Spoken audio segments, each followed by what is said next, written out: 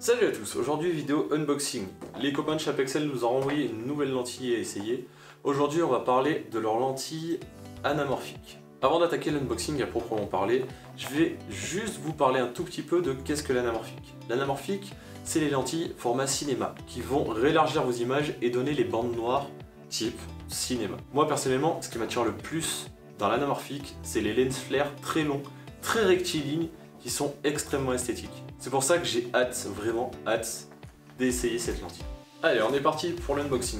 La première chose qui, moi, m'a un peu perturbé, c'est que c'est pas une boîte dédiée, c'est la boîte d'une autre optique. Juste ça, ça m'a un peu perturbé, on va dire, parce que c'est pas vraiment dans l'habitude d'Apexcel de faire ce genre de choses. Après, c'est une boîte qui a l'air relativement solide et qui protège, je pense, très bien l'optique. À l'intérieur, qu'est-ce qu'on trouve ? Comme d'habitude, le petit pochon néoprène avec la griffe qui est un peu différente de celle qu'on a pu voir auparavant sur la chaîne. Toujours le fameux mousqueton. Hop. À l'intérieur, toujours le petit chiffon qui va nous permettre de nettoyer l'optique et un petit dépliant qui va nous permettre de bien voir comment monter l'optique dessus parce que l'anamorphique c'est un peu particulier.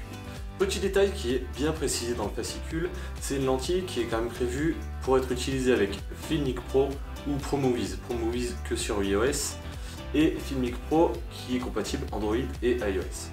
Allez, on va passer à ce qui nous intéresse le plus, la lentille en elle-même. Comme j'ai dit au début de la vidéo, toujours le petit pochon néoprène qui protège très bien, le mousqueton qui nous permet de l'accrocher sur un sac à dos, même si je vous le déconseille fortement, et la griffe qui va nous permettre de fixer la lentille sur le smartphone. La griffe est encore un tout petit peu plus grosse que sur la version précédente. Sur le Zoom x36, déjà était plus grosse que sur le premier test qu'on avait fait, mais là elle est encore légèrement plus grosse et ça c'est très cool. Sur le dessus, il y a un passage pour une griffe universelle pour pouvoir mettre un flash, pour pouvoir mettre un micro, pour pouvoir mettre un panneau LED, ça c'est très cool.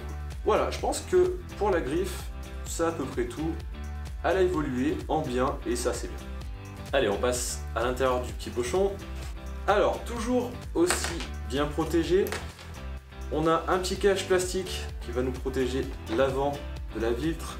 Alors je vous cache pas que j'ai déjà moi ouvert pour vérifier que tout est en bon état. Il y a en plus normalement sur la lentille un petit film protecteur pour éviter les rayures. Sur l'autre extrémité il y a un deuxième bouchon, donc qui va encore nous protéger l'arrière de la lentille, c'est top. Ça pèse relativement lourd quand même. Je pense que pour les utilisateurs de gimbal il va falloir mettre un contrepoids à l'arrière. On en a parlé dans une vidéo précédente de tous les petits accessoires qu'on pourrait rajouter sur un gimbal et ça je pense que ça peut être très utile. Et l'intérieur, je pense qu'aussi, comme la boîte, c'est une housse un peu universelle parce que ça correspond pas pile poil à la morphologie de la lentille. Mais il n'empêche qu'elle est très bien protégée, je pense qu'elle craint quand même pas grand chose, même si elle est seule, sans le carton dans votre sac à dos, elle doit pas craindre grand chose. Et pour finir, on va parler du prix.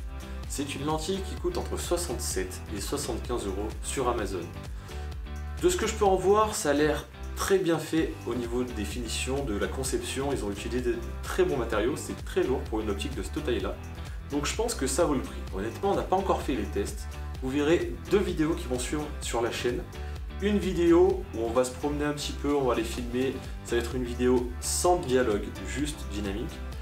Et après on fera un retour d'expérience sur l'utilisation de la lentille.